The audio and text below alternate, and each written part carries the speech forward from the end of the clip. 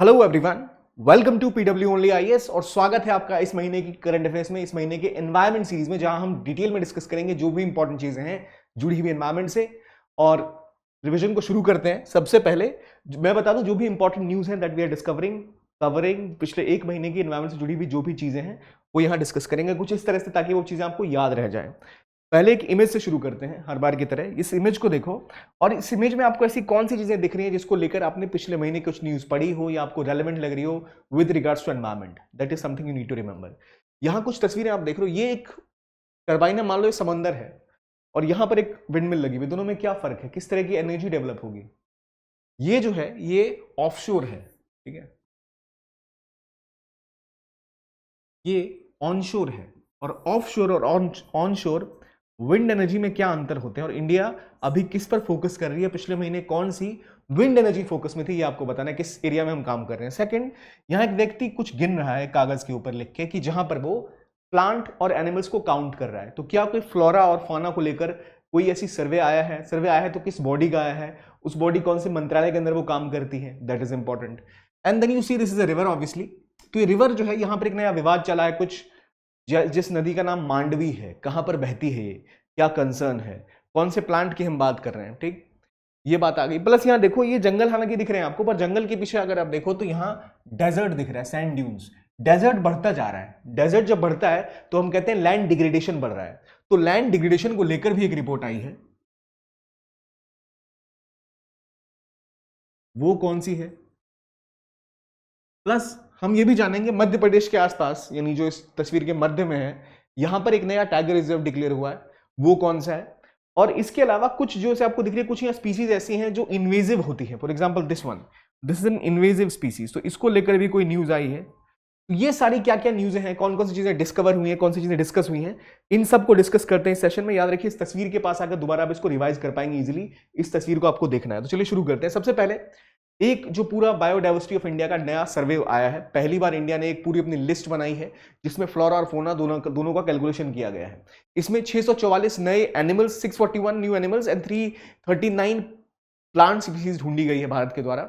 और ये दो अलग अलग जो आप कह सकते हो पब्लिकेशंस या दो बॉडीज के द्वारा की गई है। एक है zoological survey of India, ZSI, इसने निकाला है एनिमल डिस्कवरीज, और प्लांट डिस्कवरी आई है हमारी बोटेनिकल सर्वे ऑफ इंडिया के द्वारा। और दोनों ही किस मंत्रालय के अंदर आते हैं? Ministry of environment, forest and climate change के अंतर्गत आते हैं, ठीक। तो दो डिस्कवरी क्या क्या इंपॉर्टेंट हुई? एनिमल स्पीसीज इंक्रीज हुई है, 641 new species and 339 new plant species, दो चीजें ऐड हुई हैं। फ्लोरा एंड फौना दोनों के ऊपर फोकस हुआ है। अब जरा इसके बारे में थोड़ा सा और जान लेते हैं। एक बड़ी डिटेल से आपको चीजें दिख रही हैं, लेकिन देखिए पॉइंट ये है कि यहां क्या कंसर्न है। पहला, दो बॉडीज कौन सी हैं, किस मिनिस्ट्री के अंतर्गत है। जो डिस्कवरी हुई है आप हर जानवर के बारे में नहीं जान सकते, हर पेड़ के बारे में याद नहीं रख सकते। तो व्हाट यू सी जनरली, जो एक चीज है जो अक्सर चीजें आती रहती है, डिस्कवर होती रहती है, वो ये है कि कैसे आप देखो तो चीजें में एक बदलाव हमें अक्सर दिखता है। जब भी कोई रिपोर्ट आएगी अबाउट प्लांट या एनिमल, कुछ चीजें होंगी होंगी। वो ये है नॉर्मल जो ट्रेंड्स हमें देखने को मिलते हैं, वो ट्रेंड्स कुछ इस तरह के होते हैं कि जो भी एनिमल या जो भी प्लांट स्पीसीज असल में एंडेंजर्ड है, तो वो अक्सर क्रिटिकल एंडेंजर्ड की तरफ जा रही है। थ्रेटेंड है तो वो एंडेंजर्ड की तरफ जा रही है। तो वो शिफ्ट हमेशा आपको एक ही तरह का देखने को मिलेगा, किसी भी आप रिपोर्ट को उठा लो, क्योंकि जनरली यही होता है। कुछ एक्सेप्शंस होते हैं, जो एक्सेप्शंस होते हैं वो हमें याद रखनी चाहिए कि भाई यहाँ उल्टा अच्छी चीजें हो रही हैं। अब जैसे फॉर एग्जांपल यहां बात की हुई है, एंडेमिक स्पीसीज के बारे में बात की गई। ये बोला गया कि एंडेमिक स्पीसीज जो है उसको भी इसमें ऐड किया गया। एंडेमिक स्पीसीज वो होती है जो किसी एक पर्टिकुलर एरिया में ही मिलती है। फॉर एग्जांपल इंडिया में जितने, एशिया में जितने लायंस हैं सब एक जगह मिलते हैं, गिर फॉरेस्ट में, गिरनार विच इज इन गुजरात। तो वहां अगर कोई मान लो कोई डिजीज आ गई तो सारे के सारे शेर एक बार में थ्रेटेंड हो सकते हैं, सबके सब एक बार में मारे जा सकते हैं, पूरी पॉपुलेशन का नाश हो जाएगा एक बार में। दैट्स उन बॉडीज को भी इंक्लूड किया गया। और खास बात ये पहला कॉम्प्रिहेंसिव एक ऐसा डॉक्यूमेंट है जहां इंडिया की जितनी फॉनल स्पीसीज हैं सबको ऐड किया गया है। अब मेरा आपसे एक सिंपल सवाल है, आप मुझे बताइए फ्लोरा में एनिमल आते हैं या फोना में एनिमल आते हैं? आप मुझे कमेंट सेक्शन में लिख के बताइए फ्लोरा और फोना में क्या अंतर है, फ्लोरा में प्लांट्स आते हैं या फोना में प्लांट्स आते हैं। और जो दो बॉडीज हैं वो ZSI और बोटेनिकल सर्वे ऑफ इंडिया, ये दोनों किन किन चीजों के ऊपर फोकस कर रहे हैं? दोनों ही कोलकाता बेस्ड है, ठीक है। फ्लोरल, हालांकि यहाँ लिखा ही हुआ है फ्लोरल मतलब प्लांट होता है जहां पे नई बॉडीज ऐड हुई है, तो फ्लोरा और फोना दो हम बात कर चुके हैं। तो फ्लोरलिस्टिक के ऊपर काम कौन करता है? वो काम करता है botanical survey of India, again ministry of foreign, ministry of environment, forest and climate change के अंतर्गत आता है। हेडक्वार्टर कोलकाता में है। सेम सिमिलरली जो आपका जोलॉजिकल सर्वे ऑफ इंडिया है उसका भी हेडक्वार्टर कोलकाता में है।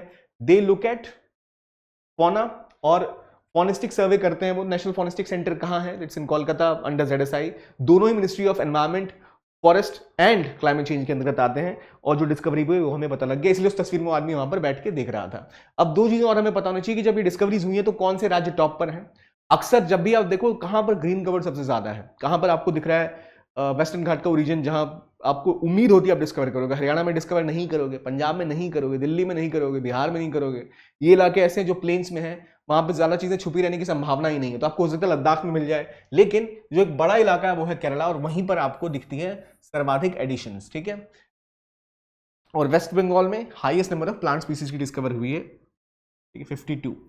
तो वेस्ट बंगाल और केरला दो एक राज्य हैं जिसमें सर्वाधिक श्रेणी के, जिनमें आपको देखने को मिली है नई स्पीसीज। ठीक है, तो ऑब्वियसली क्यों ऐसा हुआ है? क्योंकि यहां पर मान लो वेस्टर्न घाट्स हैं और इधर आपका मैनग्रूव्स आ गए, या इस तरह के जो इलाके हैं समुद्र के किनारे वाले, सुंदरबंस का इलाका आ गया, which is less explored, that's why there are chances of getting more identification in these places. तो अगर मैं इसको सम अप करूं तो आपको पता लग रहा है क्या इस आर्टिकल की पूरी कहानी है। इन्होंने जो ढूंढा जेडएसआई, और किसने किसने ढूंढा?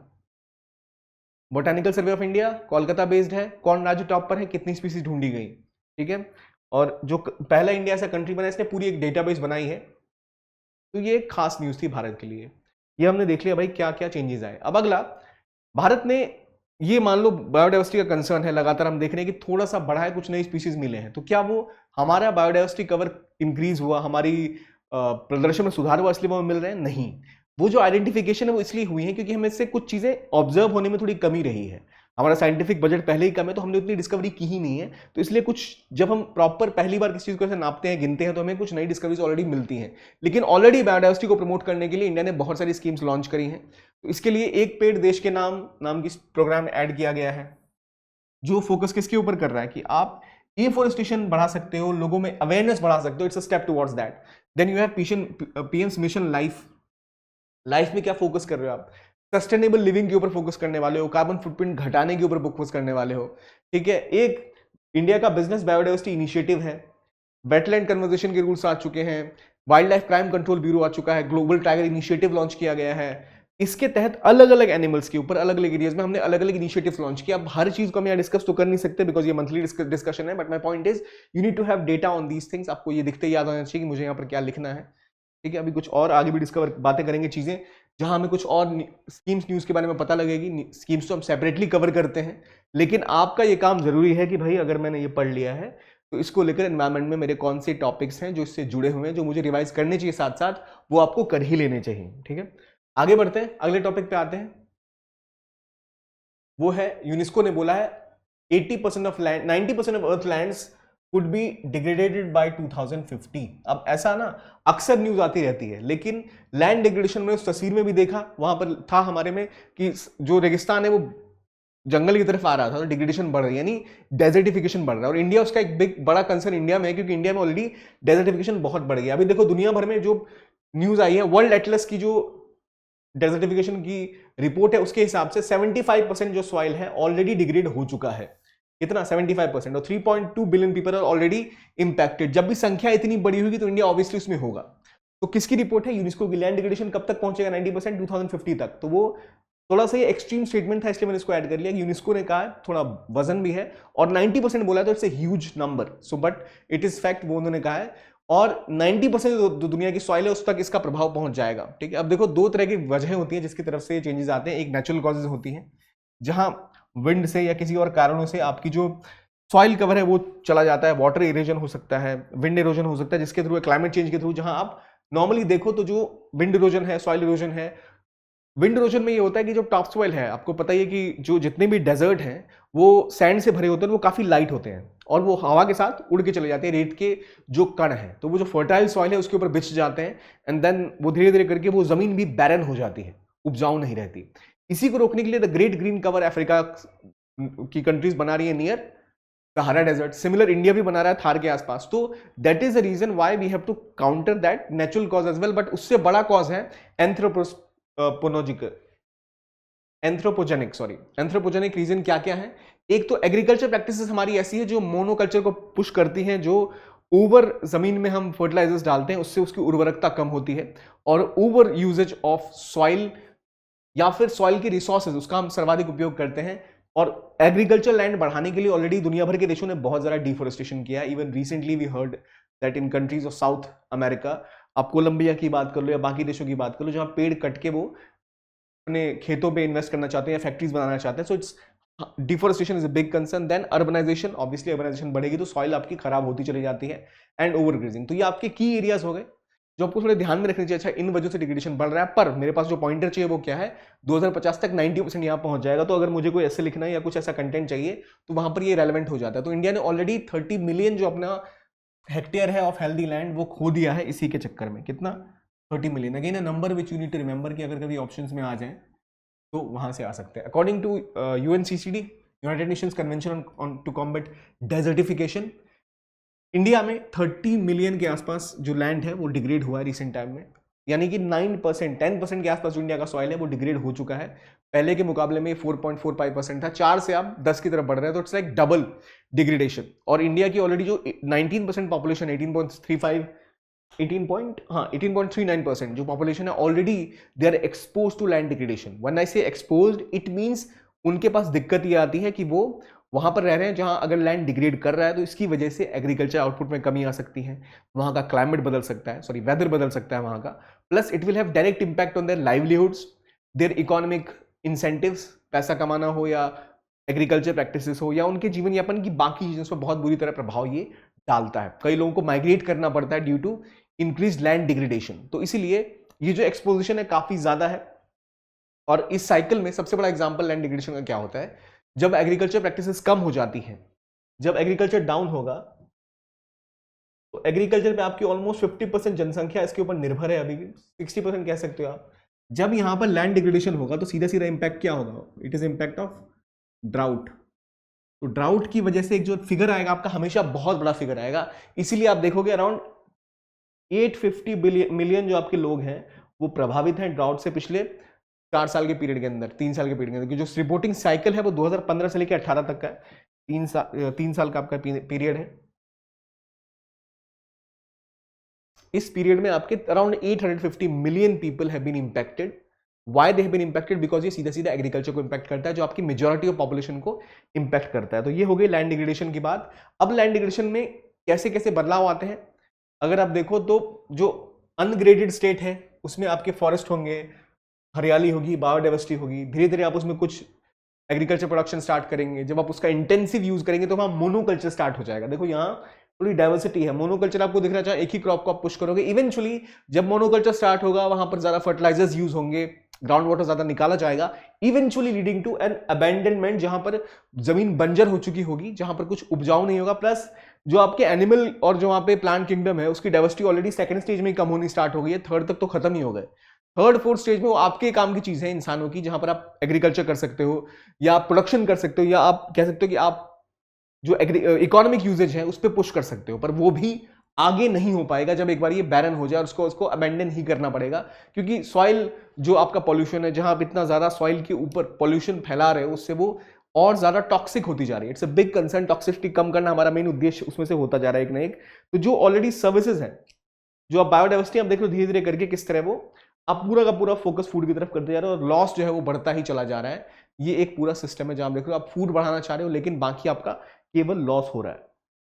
अब इसी में एक अगली जो इंपॉर्टेंट कंसर्न है कि भारत क्या कर रहा है अपने लैंड डिग्रेडेशन को कम करने के लिए। मैंने बोला हर स्कीम को तो हम डिस्कस नहीं कर सकते, पर एटलीस्ट ओवरऑल कुछ तो हम डिस्कस कर सकते हैं। यहां देखो थोड़ा सा कलर आई गेस आपको दिखाई नहीं दे रहा होगा, तो आई विल डिस्कस इट। पहले आपकी प्रधानमंत्री कृषि सिंचाई योजना है, ठीक है। कृषि सिंचाई योजना में आप क्या कर रहे हो, वाटरशेड डेवलपमेंट कर रहे हो। वाटरशेड डेवलपमेंट में क्या होता है कि जो रिवर जहां से बहती है और जो पूरा का पूरा इलाका है या जो ऐसी जगह जहां पर आप रेन वाटर को भी हार्वेस्ट कर सकते हो, उसके ऊपर पूरा फोकस आप कर रहे हो। आप जो पीएम कृषि सिंचाई योजना है उसके अंदर जिन एरियाज पे आप फोकस कर रहे हो वो है एक तो रिफॉरेस्टेशन और लैंड रिस्टोरेशन। लैंड रिस्टोरेशन का मतलब हो गया जो ऑलरेडी जमीन है इसकी स्थिति पहले बहुत खराब है, जो अबेंडेंड लैंड आपको यहां पर दिख रहा है, इस अबेंडेंड लैंड को आप चेंज कैसे कर सकते हो? जो वेस्ट लैंड बन चुका है, इस वेस्ट लैंड को अगर आपको दोबारा वेटलैंड बनाना है या दोबारा एग्रीकल्चरल या फिर बायोडाइवर्स लैंड बनाना है तो आप एक काम कर सकते हैं, यहां पर पहले आप पानी लेके आए, धीरे धीरे यहां पर आप थोड़ी सी कुछ जो स्पीसीज हैं उसको यहां पर इंट्रोड्यूस करें, पानी आएगा, थोड़ी सी हरियाली आएगी तो ऑलरेडी धीरे धीरे करके अपने आप यहाँ पर लाइफ डेवलप होने लगती है। लेकिन पहली चीज ये होती है कि आप यहाँ पे कूड़ा डंप करना बंद कर दो। एक तो पहले आपको डंपिंग रोकनी पड़ती है, डंपिंग के बाद आप इसको स्टोर करने के लिए क्या करोगे, थोड़ा पानी पहुंचाओगे, थोड़ी इसकी हेल्थ बढ़ाने के ऊपर काम करोगे, eventually it will gain more and more diversity, because nature का नियम यही है, पानी आएगा, हरियाली आएगी और जीव यहाँ शुरू हो जाएंगे। You don't need to disturb at that point of time, already land restoration हो जाएगा। अब वहां पे कुछ एक और इसलिए इंपॉर्टेंट क्या एस्पेक्ट है लैंड रिस्टोरेशन के लिए कि आप रिफॉरेस्टेशन करोगे, पेड़ों का होना वहां बहुत जरूरी है, तभी जाकर आप ये कर पाओगे। तो गवर्नमेंट की स्कीम कौन सी है? प्रधानमंत्री कृषि सिंचाई योजना, सीधी सी बात हो गई। और एक लैंड डिग्रेडेशन, जो आपका न्यूट्रलिटी स्टेटस भारत ने कहा कि हम 2030 तक प्राप्त करेंगे, विच इज देखो 2050 तक 90% लैंड जो है दुनिया का डिग्रेड होने वाला है, और हमने कसम ली है कि हम लैंड डिग्रेडेशन न्यूट्रलिटी 2030 तक पालेंगे। सो इट्स अ बिग चैलेंज। तो उसको काउंटर करने के लिए आपको बहुत ज्यादा जरूरी है कि अपने एफोरेस्टेशन प्रोग्राम को, अपने land reuse, land restoration program को इंडिया और जल्दी और तेजी से पुश करे। अगर इंडिया उसको पुश नहीं करेगा तो we will never be in a position जहां आप ये कर पाए। इसके लिए आप क्या क्या कर रहे हैं? आपको डेजर्टिफिकेशन स्टॉप करना पड़ेगा। इसके लिए आपने एक ऑनलाइन पोर्टल फॉर विजुअलाइजेशन बनाया ताकि आप ये पता कर पाओ कहां पर जो लैंड डिग्रेडेशन है बढ़ रही है। आपने एक लैंड डिग्रेडेशन जो एटलस है,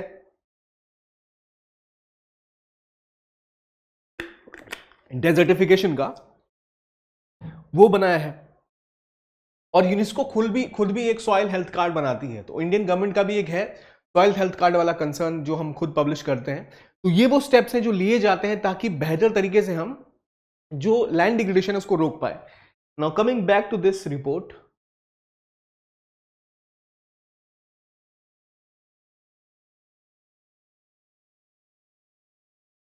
इस रिपोर्ट से जो मुझे की आइडियाज क्या मिले, first, what is land degradation, what are the reasons of land degradation. ठीक है, 90% तक 2050 तक ये कहने जा रहे हैं। हमने क्या बोला है?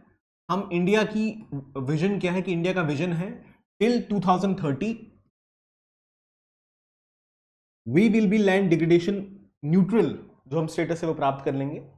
इसके अलावा हम फोकस करें एफोरेस्टेशन के ऊपर, पीएम कृषि सिंचाई योजना की हम बात कर लें, या फिर हमने एक लैंड डिग्रेडेशन एटलस, डेजर्टिफिकेशन का एटलस बनाया हुआ है, विजुअलाइजेशन के लिए हमने एक अलग फोकस किया हुआ है। और जो सॉइल हेल्थ कार्ड है वो हम इशू कर रहे हैं। हम कोशिश करें जितना ज़्यादा हो सके लैंड को हम रीयूज कर पाए। और इनका कहना है कि अभी तक अराउंड 30 मिलियन जो आपका हेक्टेयर्स ऑफ लैंड है that is already been degraded. पिछली बार ड्रॉट आया 3 साल में, 15 से 18 के बीच में, around 850 million people have been impacted due to that. So India needs to take these steps to resolve this conflict, resolve this issue of consistent land degradation जो लगातार बढ़ता ही रहेगा। अगला टॉपिक आया है, बजट में एक न्यूज आई थी। ठीक है, हमने बोला था हम क्लाइमेट टेक्सोनॉमी की बात करते हैं, जहां हम क्लाइमेट फंड्स को इस तरह पुश करेंगे कि क्लाइमेट फंड टेक्सोनॉमी में फोकस ही करें। टेक्सोनॉमी का मतलब ये होता है जहां आप किसी चीज का नाम रखते हुए क्लासिफाई करते किसी भी चीज को। जैसे हमने भी देखा, हमने फ्लोरा फौना को क्लासिफाई किया। तो ये क्लासिफिकेशन क्यों इंपॉर्टेंट है? मान लो इंडिया कुछ ग्लोबल बॉडीज में जाके बॉन्ड फ्लोट करता है, उन बॉन्ड्स की फंडिंग चाहिए। जनरली जो कंपनीज कुछ ऐसी होती है जो सस्टेनेबल एरियाज में ही इन्वेस्ट करती हैं, उन्हीं के ऊपर फोकस करती है। मान लो बेलिंडा गेट्स फाउंडेशन की मैं बात कर लूँ, या फिर कोई और कंपनी है जो फोकस कर रही है कि हम किसी ग्रीन एरिया में ही इन्वेस्ट करेंगे, या किसी देश का सॉवरेन वेल्थ फंड है जो स्वीडन वगैरह का है, तो वो चाहता है कि निवेश वही करे जहां पर ग्रीन फंड्स, ग्रीन एरियाज हो, जहां क्लाइमेट सस्टेनेबिलिटी के ऊपर फोकस हो रहा हो। तो ये ऐसा सिस्टम है जहां ये बताएगा कि इकोनॉमी का कौन सा पार्ट को हम पुश कर सकते हैं एज अ सस्टेनेबल मार्केट, यानी ये ग्रीन इन्वेस्टमेंट इंडिया के लिए ला सकता है। फॉर एग्जांपल, आप ऑलरेडी ब्लू इकोनॉमी अपनी डेवलप करना चाहते हो। ब्लू इकोनॉमी का मतलब होता है आप डेवलप करना चाहते हो अपना इकोसिस्टम, जहां पर आप ओशन और से जुड़े हुए संसाधनों का, उनके रिसोर्सेज का सस्टेनेबल यूज कर पाओ। तो उसी के लिए आप ब्लू इकोनॉमी के ऊपर फोकस करते हो, और उसी फोकस पे ध्यान रखते हुए आप चाहते हो कि वहां पे भी निवेश आए। निवेश कब आएगा? जब आप ये बता सको भाई हमारा जो ग्रोथ है, हमारा जो जीडीपी है, जो हमारा मॉडल है उसमें हम इतने परसेंट जो हमारा सॉइल है या इतने परसेंट जो हमारा ओशन है या इतना जो हमारा इन्वेस्टमेंट है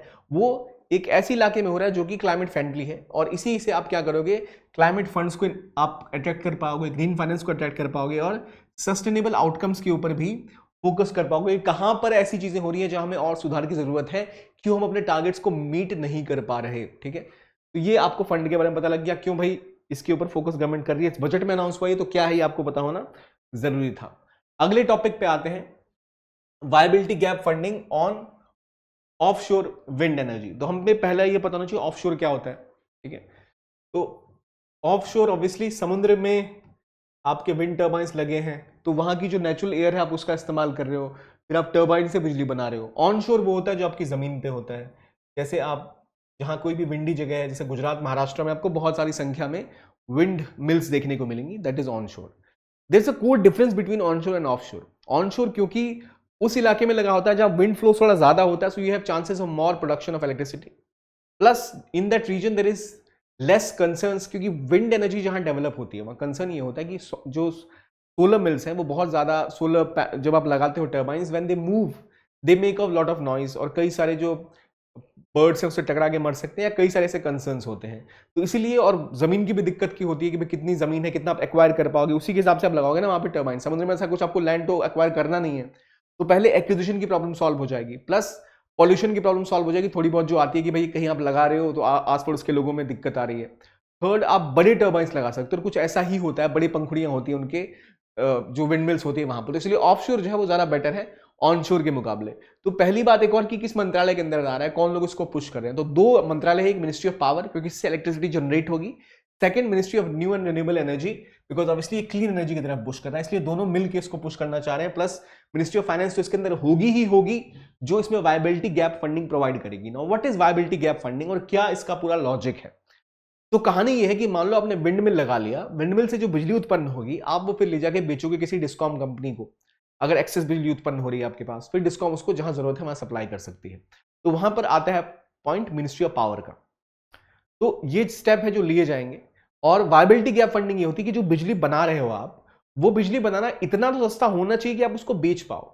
अगर जो बिजली बन रही है वो इतनी महंगी है कि आप इस रेट पे बेच रहे हो डिस्कॉम कंपनीज को कि उनको लगता है कि भाई ये बिजली तो बहुत महंगी है, इससे अच्छा तो हम थर्मल पावर प्लांट से बिजली खरीद ले, तो जो आपकी बिजली है वो किफायती भी होनी चाहिए, बिना उसके कोई फायदा नहीं है। तो that's very essential that you need to have an electricity और which is sustainable in terms of market value. तो इसीलिए वायबिलिटी गैप फंडिंग ये होती है कि जहां जो ऐसे संसाधन जहां निवेश की जरूरत है वहां हम इन्वेस्टमेंट करके उसके प्राइस को कम कर देंगे। कौन से मंत्रालय के अंदर है, क्या चीज है, ये आप समझ गए, ठीक है। अगली बात आती है इसमें फोकस क्या है कि हम इंफ्रास्ट्रक्चर डेवलप करेंगे, क्लीन एनर्जी के ऊपर फोकस करेंगे, ऑफशोर विंड प्रोजेक्ट जो होता है ज्यादा इजी होता है, ब्लू इकोनॉमी को हम पुश कर पाएंगे, इंफ्रास्ट्रक्चर डेवलपमेंट होगा। अब देखो ये सब चीजें तो है, ये विंड जो है ज्यादा दूर तक जा पाएगी, आप इसको फिर नेट ऑफशोर अपने नेटवर्क को पहुंचा पाते हो, ठीक है। तो क्यों किया जा रहा है, जो एमएनआरई है, ministry of new and renewable energy, उन्होंने कहा कि हम 30 गीगावाट का बिजली का उत्पादन करेंगे इसी से। 30 गीगावाट यू माइट से कि नॉट अ बिग डील, लेकिन भारत में अभी क्लीन एनर्जी में स्पेसिफिकली अगर आप फोकस करो तो हमारा जो क्लीन एनर्जी का मैक्सिमम शेयर आता है वो आता है हाइड्रो इलेक्ट्रिसिटी प्लांट से आता है, जो ऑलरेडी बहुत ज्यादा नुकसान और विरोध झेलते हैं जो कम्युनिटीज वहां रहती है, क्योंकि वहां बहुत घरों का एरिया का सबमर्जेंस होता है, उसकी क्लाइमेटिक इंपैक्ट बहुत ज्यादा है। तो इसलिए हम पुश करना चाहते हैं कि हम 30 megawatt offshore wind energy installation से डेवलप करेंगे बाय 2030। ये भी एमएनआरई का एक फोकस है। 2030 को लेकर दो बातें हमने देख ली अभी तक, एक तो 30 गीगावाट और प्लस लैंड डिग्रेडेशन न्यूट्रल हम स्टेटस अपना लेके आ जाएंगे। तो ये सब चीजें हैं, प्लस देखो क्या फर्क है, फर्क ये है कि अगर आप विंड एनर्जी की बात करो जो आप ऑफशोर करते हो, तो वहां पर आप 5 से 10 गीगावाट ज्यादा जनरेट कर सकते हो energy electricity compare to onshore, क्योंकि वहां लिमिटेशन ज्यादा है कि आपका विंड स्पैन हो, क्या आपका जो विंड है उसका स्पैन कितना होगा, क्या आप कितने बड़े आप टर्बाइंस लगा सकते हो। इसी वजह से नेचुरली ये ज्यादा आसान होता है कि आप ऑफशोर बिजली का उत्पादन करो। लेकिन जो भी चीज होती है उसकी समस्या है कि वहां दिक्कतें भी बहुत आती हैं। तो यहां दिक्कतें क्या है, इश्यूज ये है कि एक तो पहली बात, कितने टाइम तक आप इसको वायबल तरीके से फंड कर सकते हो, ठीक है। जैसे ही कोल का दाम गिरेगा तो थर्मल पावर प्लांट में आप कोल ले जाकर बिजली उत्पन्न कर लो, सस्ता पड़ जाएगा। तो वहां पर कितने टाइम तक गवर्नमेंट इसको फंड कर पाएगी। जो ऑफशोर है विंड एनर्जी इंस्टॉलेशन वो हमेशा मैन्युफैक्चर करना, उसको वहां पर स्टैब्लिश करना उस फैसिलिटी को बहुत महंगा पड़ता है। उसके अलग अलग रीजनल चैलेंजेस हैं, जहां पर आप ऑफशोर लगा रहे हो समुद्र के इलाके से, फिर वो ऑनशोर आएगा, जो राज्य है सरकारें उनके बीच में इश्यूज आ सकते हैं। फिर वहां कंसर्न आता है, आपके 200 नॉटिकल माइल्स तक एक्सक्लूसिव इकोनॉमिक जोन होता है। एक्सक्लूसिव इकोनॉमिक जोन के बाहर आप उसको लगा पाओगे या नहीं, कितने टाइम तक वहां के विंड का फ्लो रहेगा, कितना वो मैनेजेबल होगा, जब साइक्लोन्स आएंगे तो उनका क्या होगा।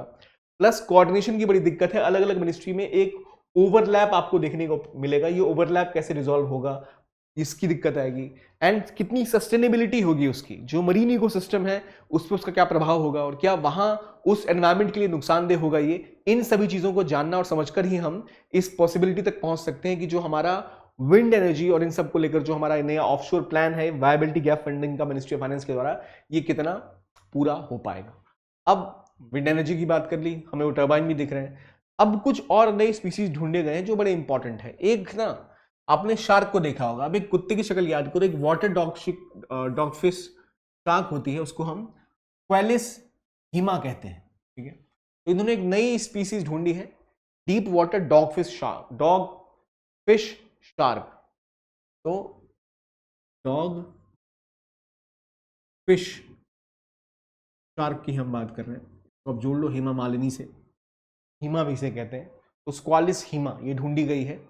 ये पहले कुछ और ढूंढी चली जाती थी, जब इसका डिटेल स्टडी किया गया है तो पता चला कि भाई ये एक नई स्पीसीज है, इसके अंदर आपके प्रीकॉर्डल वर्टिब्रा है, टोटल वर्टिब्रा है, तो टीथ काउंट सब किया गया और इनके बाद आपका ये स्पीसीज ढूंढने में आया। नॉर्मली हमें ये चीजें नहीं पूछी जाती, इसलिए मैं इसके ऊपर फोकस नहीं कर रहा हूँ। What you need to remember is water dogfish shark. उस फोटो में हमें एक कुत्ते जैसा जीव भी दिखा था, तो it could be a water dogfish, sorry dogfish water shark, जिसे हम स्क्विलिस हिमा भी कहते हैं। देन अगला जॉर्डन कॉर्सर, ये एक ऐसे मतलब चिड़िया कह सकते हो, बर्ड कह सकते हो, जो कि माना ही जा रहा था कि जॉर्डन कॉर्सर जो है वो एक्सटिंक्ट हो चुका है। हमने मान लिया था नहीं मिलने वाला है, लेकिन आंध्रा के रीजन को लेकर ये एंडेमिक है, आंध्रा तेलंगाना में पाया जाता है। अचानक से 1986 में इसको स्पॉट किया गया, सब चौंक गए, भाई अचानक से कहां से मिल गया, तो एक्सटिंक्ट था। मान लो आज के टाइम में आप कोई डायनासोर देख ले जिसको अब सालों से एक्सटिंक्ट मान चुके हैं, तो कितनी चौंक जाएंगे। तो ये आइडेंटिफाई हुआ तो पता लगा नहीं, ये अभी एक्सटिंक्ट नहीं है, ये क्रिटिकली एंडेंजर्ड है। तो इसके ऊपर इसको बचाव के इसके प्रयास स्टार्ट हुए। इसे पिक 2 भी कहते हैं, जो आवाज निकालता है उस तरह की चीजों के लिए। लेकिन दिक्कत ये आ रही है, पिछले कई सालों से इसे नहीं देखा गया है। आंध्र प्रदेश तेलंगाना में ये कैसा है, एक्सक्लूसिवली मिलता है, वहां को लेकर एंडेमिक है। लेकिन दिक्कत ये है काफी समय से देखा नहीं गया, पिछले एक दशक से इसको नहीं देखा गया है। 1986 में स्पॉट किया गया तो हमें पता लगा ये है भाई, एक्सटिंक्ट नहीं हुआ है, लेकिन अब इसकी विजिबिलिटी कम हो रही है, तो इसको लेकर काफी चिंता हो रही है। क्रिटिकली एंडेंजर्ड होगा ऑब्वियसली। एक्सटिंक्शन से पहले आप कहां पहुंचते हैं, क्रिटिकल एंडेंजर्ड स्टेटस में ही पहुंचते हैं, जो ऑलरेडी जॉर्डन कोरियर वहां पे पहुंचा हुआ है। तो इसको आइडेंटिफाई किया गया था और 1986 में, लेकिन 10 साल से नहीं देखा गया, ठीक है। अगली न्यूज है, एयर पॉल्यूशन से लगातार डेथ की रेट्स बढ़ गई है। इंडियन सिटीज में जो डेथ्स हैं, जो पॉल्यूशन को लेकर देखी गई है, 5%, 4%, और दिल्ली में तो मान लो अब 11.5% डेथ जो है, और वाराणसी में अराउंड 10.2% जो डेथ्स है, these are related to pollution. So we can see the causal nature of deaths by pollution has seen a significant rise. तो दिल्ली, वाराणसी, यहाँ तो ऑलरेडी आपको पता है काफी मात्रा में पॉल्यूशन ज्यादा होता है, खासतौर पे दिल्ली में तो एयर पॉल्यूशन के लिए वो बदनाम है। पर इतना ही नहीं, इवन शिमला जैसे शहर में जिसमें एयर पॉल्यूशन कम है, कहा जाता है generally it's a city which is small town, जहां पर साफ माहौल, साफ मौसम है, वहां भी around 3.7% people are dying because of air pollution. So it's a big concern. तो इसका मतलब यह है कि ये जो कंसर्न है हमारा बढ़ता जा रहा है, किसकी वजह से होता है ये, मेजरली पार्टिकल्स एक्सपोजर की वजह से। यानी हाई लेवल ऑफ पार्टिकल्स जो होते हैं उसकी वजह से फैटेलिटीज काफी ज्यादा बढ़ जाती हैं, और PM 2.5 का एक्सपोजर सर्वाधिक है। PM 2.5 असल में हमारे फेफड़ों में भी जाता है, हमारी धमनियों में भी जाता है, और हमें बीमार करने में सक्षम है, और उसी की वजह से काफी डेथ्स दिल्ली में हो रही हैं। तो दिल्ली वालों के लिए बहुत ये खैर पता ही था ये हमेशा से, और ये और ज्यादा बुरी तरह से पड़ रहा है, जिसके लेकर गवर्नमेंट ने दिल्ली को लेकर कुछ प्लान्स निकाले थे, ग्रेडेड एक्शन प्लान, ठीक है। क्या थे भाई ग्रेडेड एक्शन प्लान, क्या है भारत का, प्लस क्लीन एयर के ऊपर क्या क्या स्टेप्स उठा गए हैं गवर्नमेंट के कि भाई ताकि हम दिल्ली में पॉल्यूशन को कम कर पाए। कौन से प्रोग्राम्स एयर पॉल्यूशन को चेक करने के, क्या स्कीम्स हैं, ग्रेडेशन किस तरह से होती है, कितना आपको याद है ये सब। अगर नहीं आ रहे तो अभी आपको रिवाइज करना है इन चीजों को, ठीक है। आगे बढ़ते हैं, अगले टॉपिक पे आते हैं, बात करते हैं सेना स्पेक्टिबलिस की। सेना स्पेक्टिबलिस पीले पीले फूलों वाला एक खूबसूरत सा पौधा, जिसको देखकर लगता है वाह क्या कितने अच्छा डेकोरेटिव प्लांट है, इसको लगाते हैं हर जगह, सरकार ने वही किया। और नतीजा ये हुआ कि आज ये एक ऐसी इन्वेजिव स्पीसीज बन गई है जिसको हटाना बहुत ज्यादा जरूरी है। इसलिए केरला फॉरेस्ट डिपार्टमेंट ने क्या किया है, केरला फॉरेस्ट डिपार्टमेंट ने केरला पेपर प्रोडक्ट्स लिमिटेड के साथ मिलकर शुरू किया एक मुहिम, जिसके तहत वो इस प्लांट को हटाना चाहते हैं। कई लोग इसको बहुत खूबसूरती के साथ देखते हैं, अरे क्या खूबसूरत प्लांट है, पर असल में बहुत इन्वेजिव स्पीसीज है ये। यूकेलिप्टस, यूकेलिप्टस जो एक बहुत बड़ा प्लांट होता है, again it is also an invasive species, जो हमारी नेचुरल जो हमारी इकोलॉजी है उसको नुकसान पहुंचाता है, क्योंकि वो बहुत ज्यादा पानी सूख लेता है। Similarly it's an invasive species, Nilgiri के आसपास फैल रहा है ये, और जो भी आपका वेस्टर्न घाट है जहां बहुत ही प्रिस्टीन इकोसिस्टम है, उसके आसपास अगर ऐसा इन्वेजिव स्पीसीज स्प्रेड आउट होगा तो बहुत ज़्यादा नुकसान पूरे के पूरे इकोसिस्टम को हो सकता है। इसीलिए केरला गवर्नमेंट ने केरला पेपर प्रोडक्ट्स लिमिटेड, अब उम्मीद क्या की जा रही है, वयनाड के वाइल्ड लाइफ सेंचुरी से इनको निकाला जाए। वयनाड अभी भी न्यूज़ में, जहाँ बहुत एक बुरी स्थिति अभी आई पड़ी है, ठीक है, आपको न्यूज़ में अपने कवर ही किया होगा, तो वहाँ के आसपास की चीज़ें हैं। तो इसको अभी तक तो लीस्ट कंसर्न में लिखा जाता है कि भाई कोई दिक्कत ही नहीं है इस स्पीसीज को लेकर, सेना स्पेक्टेलिटिस को। तो ये असल में अमेरिका में मिलता था, लेकिन ये क्या करता है, जहां भी इसको रोक लगा दो, जहां भी ये पेड़ लग गया वहां आसपास घास खत्म और कोई प्लांट वो जर्मिनेट होने नहीं देगा। तो इसको अब केरला की गवर्नमेंट ने वहां की पेपर इंडस्ट्री के साथ मिलकर इसको ठिकाने लगाने की कोशिश करने का काम किया। अब अगली न्यूज की तरफ बढ़ते हैं कि भाई ministry of forest, environment and climate change ने अनाउंस किया कि भाई 65 करोड़ वो देंगे 2 बर्ड स्पीसीज के प्रोटेक्शन के ऊपर। पहली कौन सी है, ग्रेट इंडियन बस्टर्ड, जो राजस्थान के आसपास मिलती है, थार के रीजन में, जिसको हंटिंग इतनी ज़्यादा की गई जिसकी बेचारे की हालत बहुत ख़राब हो गई। ये बर्ड अभी केवल अराउंड आई थिंक बहुत मिनिमम नंबर्स में है ये, और थार के आसपास है और राजस्थान में मिलती है। मध्य प्रदेश, महाराष्ट्र में इसको पुश किया जा रहा है कि इसको बचाने के ऊपर फोकस किया जाए। जो हमारा डेजर्ट नेशनल पार्क है उसके आसपास ग्रेट इंडियन बस्टर्ड एक इंपॉर्टेंट स्पीसीज है। दूसरी स्पीसीज है लेसर फ्लोरिकन। अगर देख लो ये आपको छोटे मोटे ऑस्ट्रिच की तरह दिखती है। यहाँ भी समस्या ये हुई कि 700 के आसपास ये नंबर बचे थे इसके, और ये बहुत बुरी स्थिति में, ये आपको गुजरात, राजस्थान, महाराष्ट्र, जो हमारा वेस्टर्न कोस्ट है उसके आसपास देखी जाती है ये बर्ड, और ये भी बहुत कम संख्या में बची है लेसर फ्लोरिकन। इसकी खास बात ये है, अगेन ये भी क्रिटिकली इंडेंजर्ड है। This is a priority species, जिसके ऊपर फोकस किया गया है गवर्नमेंट के द्वारा कि इसको कंजर्व करना है। इसको और हमारे ग्रेट इंडियन बस्टर्ड दोनों के ऊपर इन्वेस्टमेंट करना, बचाव करने का पूरा फोकस है, और दोनों को लेकर 65 करोड़ की नई इन्वेस्टमेंट कंजर्वेशन को लेकर गवर्नमेंट ने अनाउंस कर दी है। देखिए इन दोनों को ना गायब होने का कारण एक और ये कि हमने ग्रासलैंड खत्म कर दिया, पूरे रीजन में ग्रासलैंड खत्म हो गया, इसकी वजह से इनकी स्थिति इतनी ज़्यादा खराब हो चुकी है। Next you look at new biosphere reserve in the global list. कुछ नए साइट्स ऐड किए गए हैं, अब अराउंड 759 साइट्स डेवलप हो चुके हैं। इसमें जो नए साइट्स ऐड हुए हैं, Colombia, Dominic Republic, Italy, Philippines, Republic of Korea, Spain, Gambia. तो यहां बस इतना है, क्या इंडिया ऐड हुआ है? नहीं हुआ है। लेकिन इस बार जो न्यू बायोस्फीयर रिजर्व में ऐड की है चीजें यूनेस्को ने, जब आप बायोस्फीयर रिजर्व में ऐड करते हो तो मैन के अंतर्गत ऐड करते हो, ठीक है, बायोस्फीयर रिजर्व्स। तो यहां जो एक खास बात है कि पहली बार 2 ट्रांस बाउंड्री रिजर्व्स को ऐड किया गया जो देशों तक जाते हैं, कई देशों में, जैसे बेल्जियम और नीदरलैंड और Italy and Slovenia. Belgium, Netherland, Italy, Slovenia तक फैले हुए हैं 2 biosphere reserves which are trans boundary, जो देशों के बीच में फैले हुए हैं। ये पहली बार इन्होंने अनाउंस किया एज बायोस्फीयर रिजर्व्स। कहाँ कहाँ है? बेल्जियम, नीदरलैंड, इटली और Slovenia. So remember these, Italy, Slovenia, Brazil, Belgium और नीदरलैंड। ऑलरेडी बहुत सारी साइट्स आप सारे याद नहीं कर पाओगे, कोशिश करो कि जो देश है वो आप याद कर पाओ। कोलंबिया में अगर आपको ऐसे विजुअली याद दिलाऊं तो ब्राजील को इमेजिन करो, उसके ऊपर जाने की कोशिश करो, कोलंबिया वहां दिखेगा आपको। डोमिनिकन रिपब्लिक उधर ही दिखेगा आपको। गैम्बिया अफ्रीका में चले जाओ, इटली, स्लोवेनिया आसपास ही है। फिलीपींस, मंगोलिया, चाइना के ऊपर चले जाओ। फिलीपींस आप कोरिया के साइड इधर चले जाओ, और कोरिया तो आपको पता ही है, नॉर्थ साउथ कोरिया। और स्पेन भी आपको यूरोप में दिख जाएगा। तो ये कहानी होगी सारी की सारी इसकी। अब मैंने बोला था मैन एंड बायोस्फीयर, इसके ऊपर फोकस किया जा रहा है, मैप के ऊपर काम किया जा रहा है। भारत में कितने बायोस्फीयर रिजर्व्स हैं उसकी लिस्ट आपको यहाँ दिख जाएगी, ठीक है। तो मैप करता क्या है, यूनेस्को ने 1971 में स्टार्ट किया था कि जिससे लोगों की रिलेशनशिप उनके एनवायरमेंट के साथ सुधरे। ठीक है।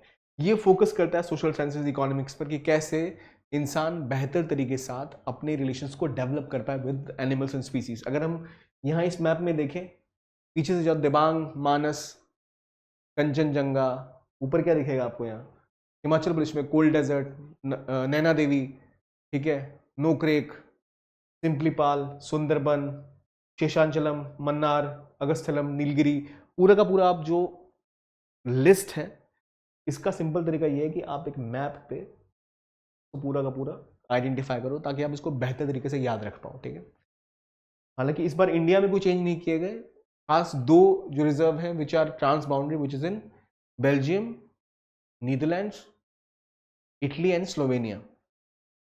इतने नए प्लेसेस आइडेंटिफाई हुए हैं। ठीक है, कहाँ कहाँ हुए हैं, कोलंबिया से लेके स्पेन तक, that is what you have to remember.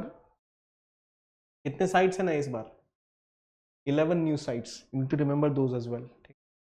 Now अब आते हैं कलसा बंदरी प्रोजेक्ट के ऊपर। कलसा बंदरी प्रोजेक्ट के ऊपर लगातार एक विवाद चलता आ रहा है, जिसके तहत एक कनाल बनाई जा रही है कि पानी को डाइवर्ट किया जाएगा महादई रिवर या मांडवी रिवर जो है उसको निकाल के वहां से मालप्रभा के ऊपर। मालप्रभा इज इन कर्नाटका, मांडवी या फिर जो महादई रिवर है ये गोवा में बहती है। तो जो बागलकोट और का रीजन है कर्नाटका का, वहां पर पानी प्रोवाइड करने की बात की जा रही है और लगातार ये प्रोजेक्ट ना फंसा पड़ा है विवादों के बीचों में। पहले 1980s में ये अनाउंस किया गया था, लेकिन लगातार डिस्प्यूट की वजह से आगे नहीं बढ़ पाया। कर्नाटका, गोवा और महाराष्ट्र के बीच में भी कहां पर है जरा ये देख लो। जो ये एक डाइवर्जन प्लान ये बनाया गया था, गोवा में मेजरली दो रिवर्स हैं, एक मांडवी और एक जुआरी। तो मांडवी का पानी निकाल के मालप्रभा के बेसिन में जाता ही जाता है, इवेंचुअली और ज्यादा वाटर मूव किया जाए ताकि वहां के रीजन को जो पानी है वो सप्लाई किया जा सके। देखो यहाँ पर क्या है, मालप्रभा रिवर यहां से जा रही है, ठीक, ये मालप्रभा है, ब्लू वाला जो आप देख रहे हो ऐसे जा रही है। ठीक है, अब जो महादई रिवर है ये रही, ये यहां से जा रही है। महादई रिवर से आप एक डैम बना के उसको कनेक्ट करोगे किससे, मालप्रभा रिवर से। ये गोवा है, इधर वाला रीजन है, उधर आप पहुंचाना चाहते हो इसको, जो आपका रीजन है कर्नाटका में वहां पर। तो यहां से आपकी महादई ओरिजिनेट हो रही है, आप इसको यहां से इधर लेके जा रहे हो, इसको शिफ्ट करना चाह रहे हो पानी की कि भाई ये पानी इधर से इधर जा रहा है। याद रखो, getting back to you, Mahadayi is not a east flowing river, is the west flowing river. West flowing river कम है इस तरफ, दो ही हम जानते हैं, नर्मदा, तापी, लेकिन Mahadayi is also a west flowing river, not going to east, तो इधर की तरफ आ रही है। तो यहां से आप एक डैम बनाकर, बंदूरा डैम बनाकर, यहाँ पे कनाल बनाकर यहाँ इसको कोशिश करोगे कि मालप्रभा से जोड़ दो ताकि यहाँ बेहतर रूप से पानी की सुविधा दी जा सके। तो ये एक कलसा बंदूरा प्रोजेक्ट है जिसमें कर्नाटका गवर्नमेंट डैम बनाना चाहती थी, कनाल्स बनाना चाहती थी कि महादई का पानी आप मालप्रभा बेसिन में लेके आ जाओ। ठीक उल्टा उधर आप देखो महाराष्ट्र डैम बनाना चाहता है सिंधुदुर्ग डिस्ट्रिक्ट में, और यहां उनका हल्तारा डैम है, यहां डैम बनाना चाह रहे हैं। ठीक है, तो तीनों राज्य गोवा, महाराष्ट्र, कर्नाटक के बीच में लगातार विवाद उठा पड़ा है। गोवा बीच में इसको लेकर एक बार ट्राइब्यूनल भी गया और बाद में एक ट्राइब्यूनल भी बनाया गया, लेकिन अभी भी यह मुद्दा फंसाई हुआ है। तो जो रिवर न्यूज में है विच इज मांडवी, ठीक है, दूसरा मालप्रभा और कलसा बंदरी प्रोजेक्ट, इन राज्यों के बीच में है, कर्नाटका, गोवा, महाराष्ट्र, इनके बीच में विवाद है वाटर ट्रांसफर को लेके, कनाल बनाने को लेके और डैम बनाने को लेके। इन तीनों राज्यों के बीच में विवाद लगातार यहाँ पे फैला हुआ है, जिसको रिजॉल्व करने की कोशिश की जा रही है। ये डिस्प्यूट लगातार फैला हुआ है इन राज्यों के बीच में। अब इस महादई या मांडवी रिवर के आसपास कई सारे इंपॉर्टेंट प्रोटेक्टेड एरियाज हैं। For example Salim Ali bird sanctuary है, मालवी वाइल्ड लाइफ सेंचुरी है, भगवान महावीर सेंचुरी है, मोलेर नेशनल पार्क है। So this is your flow of river from here to here. अब यहीं से आप एक कनाल निकाल के यहाँ से इसको कर्नाटका की तरफ शिफ्ट करना चाहते हैं, कुछ पानी जो गोवा के लोग बिल्कुल भी पसंद नहीं है। दूसरा जुआरी रिवर, ठीक है, गोवा में पसीनों भी बहुत चलते हैं, जुआरी, जुआ, वहां से याद रख सकते हो। अब यहाँ पर एक खास चीज होती है मांडवी रिवर के ऊपर, which is Kazan farming. Kazan farming यहाँ पर होती है जिसमें एलिवेटेड फार्मलैंड होते हैं। नॉर्मली हमारे जो खेत हैं ये थोड़े एलिवेटेड फार्मलैंड पे करते हैं ताकि जो ऐसे इलाके हैं जहाँ वाटर लॉग्ड है उन इलाकों पर भी आप खेती कर पाओ। तो इससे ये क्या होता है, एग्रो एक्वा इकोसिस्टम डेवलप करते हैं। हम कहते हैं ना कि पानी में आप खेती कर रहे हो, तो उस इलाके में जहां पर वाटर सैलिनिटी ज्यादा है या पानी इजीली एंटर कर जाता है, तो वहां एलिवेटेड इलाकों में अगर आप खेती करोगे तो वो कोई कंसर्न वैसा नहीं रहेगा। इसलिए इसका कहते हैं हम खजान फार्मिंग। कहाँ होती है ये, गोवा में, नियर महादेव रिवर या नियर मांडवी रिवर, खजान की बात हो गई, सलीम अली सेंचुरी की बात हो गई, महादेव वाइल्ड लाइफ सेंचुरी तो आप इजीली पकड़ ही लोगे, ठीक है। तो ये सब कहाँ पर है, गोवा में है। किसके साथ डिस्प्यूट है, कर्नाटका और महाराष्ट्र के बीच में। क्यों है डिस्प्यूट वो भी हमने समझ लिया, ये वो रिवर है, यानी मालप्रभा या दूसरी, इसको आप कनेक्ट करना यहाँ से चाह रहे हो ताकि जो कर्नाटका की रिक्वायरमेंट है वो पूरी हो पाए पानी की। अब कुछ नए क्लासिफिकेशंस आए हैं जिसमें देखा गया कि कुछ रेप्टाइल्स को एक्सटिंक्शन की और करीब बोला जा रहा है। कौन कौन सी, एक है इबिजा वॉल लिजर्ड, एंडेंजर्ड हो चुकी है ये। क्यों, क्योंकि इसको दोबारा एंडेंजर्ड बनाया गया फ्रॉम नियर थ्रेटन से, क्योंकि 50% पॉपुलेशन का डिक्लाइन देखा गया 2010 से। ये इस वजह से हो रहा है क्योंकि व्हिप स्नेक आ गया जो लगातार इसको खाए जा रहा है। वॉल लिजर्ड की हम बात कर रहे हैं। फिर ग्रैंड कैनेरिया जायंट लिजर्ड, ये लगातार दोबारा एंडेंजर्ड स्पीसीज में आ चुकी है। ग्रैंड कैनेरिया स्किंक भी कहते हैं। ऑर्नामेंटल कैक्टी, ये भी क्रिटिकल एंडेंजर्ड में आ चुकी है। इसके पीछे वजह यही है कि पहले कैक्टस के साथ कंसर्न ये है, जो ऑर्नामेंटल कैक्टस है इसका illegal trade plus this is endemic to Chile, इसकी वजह से यहाँ बहुत ज़्यादा नुकसान हो रहा है। अब चिले का जो अटाकामा डेजर्ट है वहाँ मैक्सिमम जो स्पीसीज 82% वहीं मिलती है। चिले अफ्रीका की एक साइड है, इधर वाला साइड, ठीक है। वहाँ पर आपकी 85% जो है, जो आपका ये कैक्टस है ऑर्नामेंटल कैक्टी, ये वहीं मिलती है और ये वहाँ लगातार इलीगल ट्रेड हो रहा है उस रीजन में। जो अब डेजर्टिफिकेशन बढ़ा है, जो नुकसान बढ़ा है, जो यहाँ की इसकी जो जिस इलाके में यह रहता है वहाँ पर इंफ्रास्ट्रक्चर डेवलपमेंट हो रही है, चीज़ें थोड़ी पुश की जा रही है, जिसकी वजह से इसको बहुत नुकसान हो रहा है, ठीक है। पहला इबिजा वॉल लिजर्ड को नुकसान हो रहा है, वो भी इंडेंजर्ड हो गई लीस्ट कंसर्न से। क्यों, क्योंकि जो एक इन्वेजिव स्पीसीज है स्नेक की वो वहाँ एंटर कर रही है और लगातार हॉर्स शू व्हिप स्नेक इसको नुकसान पहुंचा रही है। Then you have great Canaria giant lizard, great Canaria skink, ये दोनों एंडेंजर्ड है क्योंकि ये दोनों मिलती कहाँ है, तो असल में ग्रीन कैनेरिया में मिलती है। ग्रीन कैनेरिया एक आइलैंड है स्पेन में और वहां पर उनको थ्रेट हो रहा है कैलिफोर्निया किंग स्नेक से, और दोनों की ही पॉपुलेशन लगातार 50% ज्यादा डिक्लाइन कर गई है 2014 के मुकाबले। तो 50% के आसपास पॉपुलेशन डिक्लाइन यहाँ देखी गई है, इसलिए लोग शिफ्ट हो गए towards endangered. Then you have ornamental cacti which is facing a big concern due to legal trade and work in the areas of its endemic place which is in Chile Atacama desert, ठीक है। आगे बढ़ते हैं, अब बात करते हैं IUCN की, जो ये सारी कहानियां बना रही है, कर रही है। कब बना, 1948 में। हेडक्वार्टर कहाँ है, स्विट्जरलैंड में। क्या करती है ये बॉडी, इवेल्युएट करती है कि एक्सटिंक्शन का रिस्क कितना है किसी स्पीसीज का। रेड बुक इसकी बहुत प्रचलित है, रेड लिस्ट, जिसमें पूरी लिस्टिंग आती है कौन सी स्पीसीज किस लेवल पर है, कितनी क्रिटिकली इंडेंजर्ड है, कितना नुकसान पहुंचा है। वर्ल्ड की जो बायोस्फीयर है, या आप कह सकते हो पूरी की पूरी जो लाइफ है, इसमें कौन कितने थ्रेट पे है, इसका पूरा लेखा जोखा कोई रखता है तो IUCN ही रखता है। IUCN की फुल फॉर्म क्या है भाई, international union for conservation of nature, ठीक है। अब इनकी जो कैटेगरी है कुछ इस तरह की है। आप पहले आते हो डेटा डिफिशिएंट से, फिर आते हो लीस्ट कंसर्न पे। मान लो सड़क पे कुत्ते हैं, बहुत सारे मिलते हैं हमें, they might be least concern. Then there could be something which is, उसमें से कुछ प्रजातियां हैं जो कंसर्न हो सकती हैं, तो उनके लिए आप बता दो nearly threatened. Then you reach a state of vulnerable, जहां नुकसान के चांसेस बहुत ज्यादा हैं। From there you reach this level which is vulnerable, endangered and critically endangered. जब क्रिटिकली एंडेंजर्ड पहुंच गए ना आप कोई भी स्पीसीज, तो उसके बाद सीधी सी कहानी है कि वो अब या तो एक्सटिंक्ट होगी या केवल कुछ जगहों पे मिल रही है, बचा के रखी है किसी ऑब्जर्वेटरी में, कहीं उसको जबरदस्ती रखा गया ताकि एक दो उसके जो प्रजातियां हैं, एक दो उसके नमूने हैं, एक दो जो जीव हैं वो प्रोटेक्ट किए जा सके। तो वो एक कंसर्न यहाँ रहता है लगातार बना हुआ। उसके बाद extinct, regionally extinct, extinct in the wild वाली कैटेगरीज हैं। तो कौन सी कैटेगरीज हैं वो आप यहाँ से देख सकते हो। जो अभी हमने बात करी ये सारे के सारे एंडेंजर्ड में पहुंच चुके हैं, जहां से स्थिति खराब होनी और ज्यादा स्टार्ट हो जाती है। क्रिटिकली एंडेंजर्ड हम इन दो स्पीसीज की अभी बात करी थी, फ्लोरियन और ग्रेट इंडियन बस्टर्ड, जिनकी स्थिति बहुत ज्यादा खराब है। तो वहां से आप देख रहे हो चेंजेस इस तरह से आते हैं। अब एक इलाका जो लगातार न्यूज में है वो है उड़ीसा में, जहां पर क्रोमियम कॉन्टेमिनेशन बहुत ज्यादा बढ़ रहा है। क्रोमियम बढ़ने की वजह से काफी ज्यादा नुकसान होता है प्लांट्स को, एनिमल्स को, सॉइल, ग्राउंड सरफेस वाटर को बहुत ज्यादा नुकसान होता है। तो वो लगातार बढ़ रहा है। इसको कंटेन करने के लिए क्या क्या गवर्नमेंट के मेजर्स हैं, यहाँ आपको यहाँ देखने को मिल जाएंगे भाई, क्या कंसर्न्स इसको लेकर हैं। हमारे DNA में प्रभाव हो सकता है, बहुत सारे नुकसान इसके देखे जाते हैं, तो इसीलिए एक ये कंसर्न है। तीसरी एक न्यूज और आई है अगरवुड। अगरवुड एक ऐसी चीज है जिसको लेकर साइट्स जो है वो कहने वाली थी कि अगरवुड को हम अब इसका ट्रेड रोक देंगे, नुकसान इसका बढ़ रहा है। लेकिन इंडिया ने पुश किया और जो साइट्स है उसने इसको रिव्यू किया और जो अगरवुड है इसको अब ट्रेड कर सकते हैं।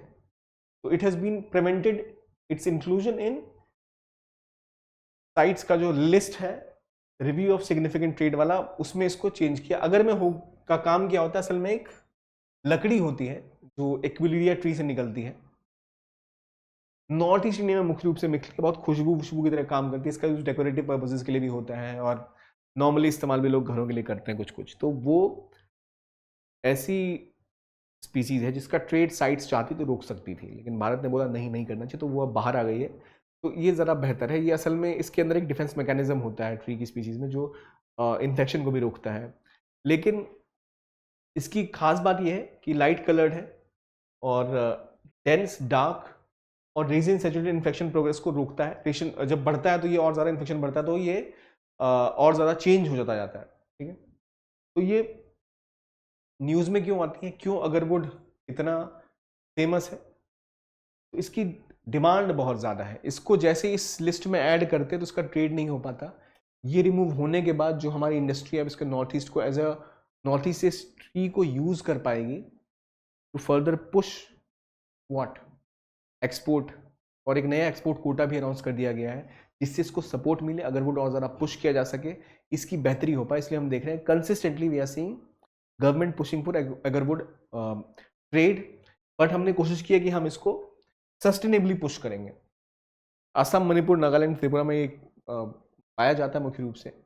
इसको स्टडी किसने किया था? जो रिपोर्ट हमने दी तो बोटैनिकल सर्वे ऑफ इंडिया ने इसको स्टडी किया था। हमने देखा उनकी नई रिपोर्ट अपने लेक्चर की शुरुआत में हमने देखा, वो भी अनाउंस की गई थी। तो जो इंपॉर्टेंट चीज़ें हैं वो क्या क्या है, उसका क्या रेलेवेंस है, ये हमने यहाँ से समझा कि भाई क्यों इसको लेकर इतनी न्यूज़ बन रही थी। अगले टॉपिक पे आते हैं, क्लाइमेट फाइनेंस टेक्सोनॉमी के ऊपर। ये हम पढ़ चुके हैं कि भाई क्यों डेवलप किया गया, क्या कहानी है। दूसरा, फूड एग्रीकल्चर ऑर्गेनाइजेशन ने अपनी एक नई रिपोर्ट डाली है 2024 edition of state of world's forest. दुनिया के फॉरेस्टों की क्या स्थिति है उसके ऊपर एक रिपोर्ट आई है। इंपॉर्टेंट चीजें ये हैं, भारत के लिए क्या रिपोर्ट आई है। भारत में फॉरेस्ट कवर इंक्रीज हुआ है कुछ देशों में, और जो डिफोरेस्टेशन है वो डिक्लाइन हुई है। जहां जहां डिफोरेस्टेशन डिक्लाइन हुई है, और इंडिया का क्या स्टेटस है ये आपको पता होना चाहिए। देखिए, भारत, ये बताया गया है कि एनुअल डिफोरेस्टेशन जो है ये 15.8 मिलियन हेक्टेयर से जो 1990 से 2002 के बीच में हुई, घट के 10.2 हुई। और हालांकि अब कन्वर्जन भी हो चुका है, डिफोरेस्टेशन बढ़ भी रहा है, लेकिन अभी अगर हम देखें तो अराउंड 31% जो लैंड का सर्फेस एरिया है वहां पर आपके फॉरेस्ट एप्लीकेबल है। ठीक है, जिसमें से Russia, Brazil, Canada, USA, China 54% जो ग्लोबल फॉरेस्ट रिजर्व है इनके अंदर ही, ग्लोबल फॉरेस्ट जो है कवर वो इनके अंदर ही है। क्यों है भाई? सबसे बड़े देश यही है, इसलिए यहाँ सर्वाधिक फॉरेस्ट आपको देखने को मिलता है। इंडोनेशिया ने 8.4% ड्रॉप दिखाया है डिफोरेस्टेशन में, जो अभी तक का लोएस्ट है। ब्राजील में जो डिफोरेस्टेशन है fell by 50% in 2023 compare to 2022। क्या कारण है इसका? उनके पिछले राष्ट्रपति कहते हैं भाई जंगल काट रहे हैं हम। जब सरकार बदली है तो वहां पर कमी देखी गई है।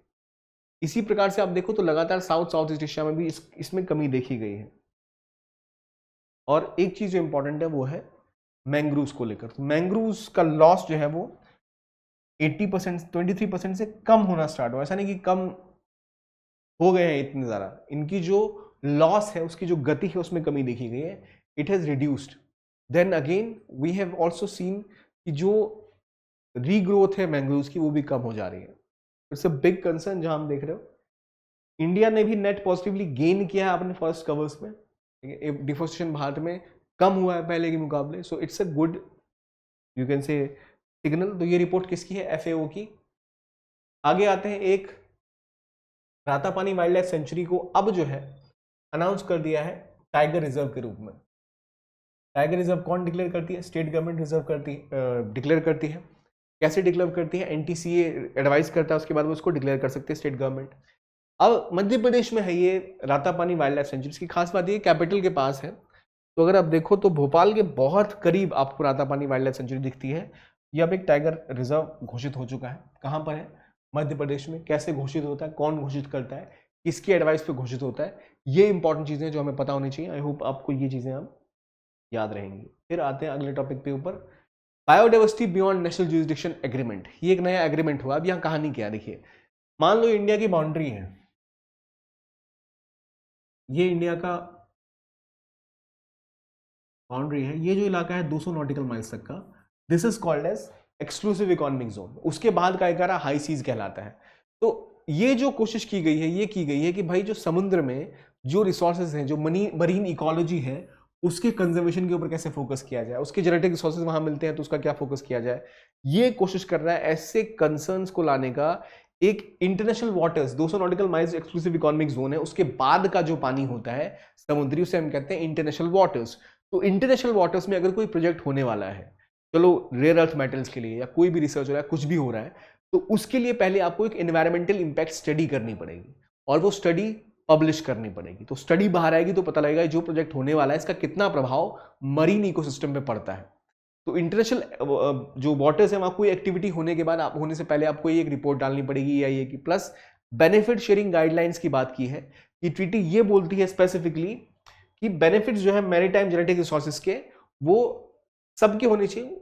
It should be shared with the groups there, और if it's a global thing तो सबके साथ नेगोशिएट, और ये जो पूरा का पूरा होगा वो अनक्लोज के अंदर नेगोशिएट होने वाला है। ये बायोडाइवर्सिटी कंजर्वेशन की बात करती है और हाई सीज ट्रीटी भी से कहते हैं। इसके तहत बात ये की गई 30% का जो वर्ल्ड ओशन है उससे हमें कंजर्व करना, उसके कंजर्वेशन के लिए हमें फंडिंग की भी रिक्वायरमेंट है, बढ़ोतरी की। ठीक है, तो ये 50 जो 2023 में किया गया था और सितंबर में 2 साल में स्टार्ट होने वाला है, 2023 में। क्या बेसिस है कि अराउंड दुनिया भर की लगभग 140 कंट्रीज इसको ऑलरेडी साइन कर चुकी है, तो it is going to be applicable. और कई सारे 2-3 ग्लोबल जो एग्रीमेंट, जैसे UN फिश स्टॉक एग्रीमेंट हुआ था कि भाई मैनेजमेंट किया जाए जो फिश स्टॉक्स हैं उसका, उसी प्रकार से ये आपका जो नाम में क्लियर है biodiversity beyond national jurisdiction agreement, यानी आपकी जो नेशनल जुरिसडिक्शन है उससे बाहर कितने दूर तक आपके नेशनल जुरिसडिक्शन है, जहां तक आपका एक्सक्लूसिव इकोनॉमिक जोन है। एक्सक्लूसिव इकोनॉमिक जोन क्या होता है? अगर आपकी जो टेरिटरी है जहां खत्म होती है वहां समंदर स्टार्ट होता है, 200 नॉटिकल माइल्स के बाद का इलाका जो है वो आपका पूरा का पूरा इंटरनेशनल वाटर्स होता है, वहां कंजर्वेशन के ऊपर फोकस करिए ट्रीटी। और अनक्लॉज के अंतर्गत United Nation Convention on laws of Seas के अंतर्गत इसको देखा गया, उस कॉन्टेक्स्ट में इसको नेगोशिएट किया गया है।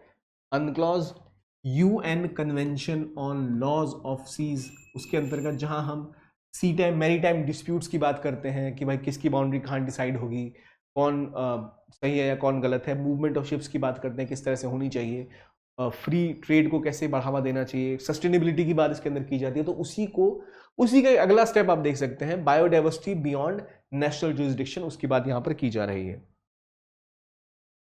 ठीक, तो ये मेनली आज के हमारे इंपॉर्टेंट आर्टिकल्स हैं जो हमने डिस्कस किया। मैं दोबारा एक बार आपको लेके आता हूं इस तस्वीर के ऊपर, जहां से अब आप मुझे बताइए क्या क्या चीजें आपको याद है। ऑफशोर विंड मिल्स के ऊपर क्या बात चल रही है, विंड पावर प्रोडक्शन के ऊपर क्या है, वायबिलिटी गैप फंडिंग हो रही है, कौन सी मिनिस्ट्री इन्वॉल्व है, ministry of power and MNRE। क्या टारगेट है 2030 तक का, क्या टारगेट है, 30 गीगावाट एनर्जी डेवलप करने का टारगेट है या नहीं। यहाँ भाई जो गिनती करें टेक्सोनॉमी वाले, 2-3 रिपोर्ट्स आई हैं।